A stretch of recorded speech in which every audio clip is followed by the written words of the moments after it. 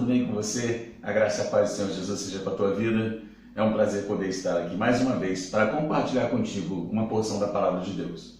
Hoje eu quero ler um trecho da Escritura Sagrada que marcou o meu coração, a minha mente, que tem me feito pensar bastante e cujo qual eu já compartilhei com a igreja recentemente em um de nossos cultos.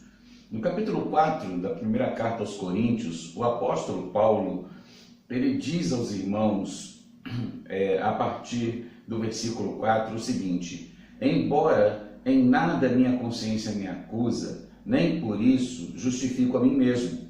O Senhor é quem me julga.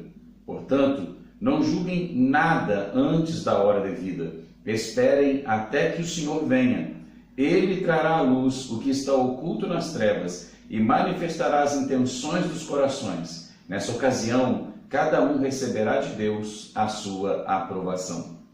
O que Paulo está falando neste capítulo 4, escrevendo aos irmãos de Corinto, é muito significativo, porque, afinal de contas, ele está defendendo o seu apostolado. Paulo começa a sua epístola aos Coríntios dizendo aos irmãos que havia divisão naquela igreja. A igreja estava dividida entre ele, Apolo, Cefas, e alguns diziam ser de Cristo, mas na verdade também não eram, porque se o fossem não estariam divididos. E essa divisão se dá em função de preferências de liderança.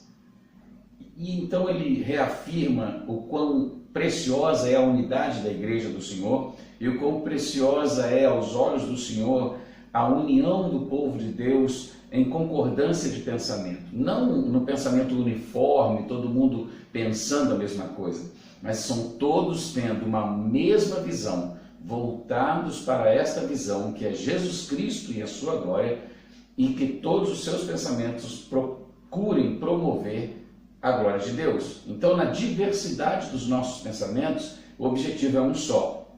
Esse é um dos segredos da unidade da igreja. No entanto, essa igreja não tinha Cristo como o verdadeiro foco. Alguns estavam tendo Paulo como foco, outros estavam tendo Pedro, outros estavam tendo Apolo e por aí afora. E eles estavam então divididos entre eles por preferências de liderança, de estilos de liderança, talvez de estilos de pregação, de ensino. E na verdade o foco maior, que deve ser Cristo Jesus, que é quem opera através dos seus ministros, estava sendo descartado. E assim Paulo reafirma isso nos capítulos 2 e 3, e então finalmente ele chega no 4. E aqui no capítulo 4 ele fala: olha, considerem-nos como dispenseiros dos mistérios de Deus, como mordomos, administradores dos mistérios de Deus.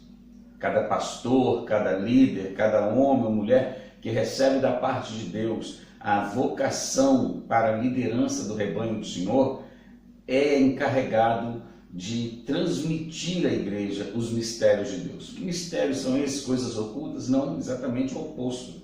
Ao transmitir os mistérios, torna-se revelado, conhecido. É exatamente esse o propósito de um bom líder, de uma boa líder, de um homem de Deus, de uma mulher de Deus. Tornar a Escritura Sagrada conhecida ao povo de Deus. Revelar, descortinar os mistérios de Deus para o povo santo do Senhor Jesus. Esse é o sentido de ser um dispenseiro de Deus. É alguém que recebe da parte de Deus mantimento para preparar e alimentar o rebanho de Deus. O dispenseiro é um mordomo, é aquele que administra a dispensa do seu Senhor. Não é ele quem providencia o mantimento, é o seu Senhor.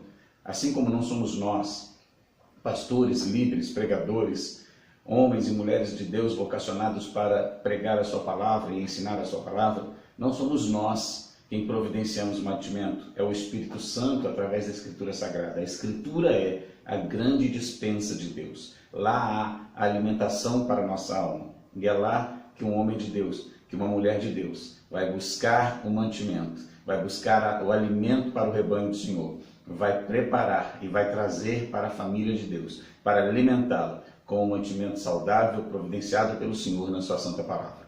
Então, meu irmão, minha irmã, sejam muito criteriosos ao ouvirem uma pregação. Procurem saber se aquilo é bíblico, se está vindo de fato da dispensa do seu Senhor, se está vindo de fato da dispensa do Pai, se é alimento que o Pai providenciou para você, para que aquele ministro, aquela ministra, aquele homem, aquela mulher de Deus, tão somente preparasse para trazer a você o mantimento do nosso Deus. Que o Senhor lhe dê essa sabedoria e que você busque cada dia mais essa sabedoria do Senhor.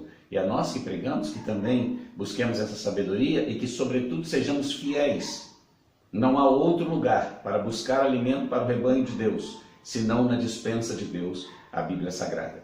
Que o Senhor te abençoe, que o Senhor abençoe a nós, pregadores, mestres, a todos aqueles a quem Ele vocacionou para o seu santo ministério, e abençoe a sua igreja santa, para que entenda e que busque sempre compreender, qual é a boa, perfeita e agradável vontade do Senhor, para que haja na igreja o critério, a avaliação séria sobre qual é a origem deste alimento. Isso procede da despensa de Deus?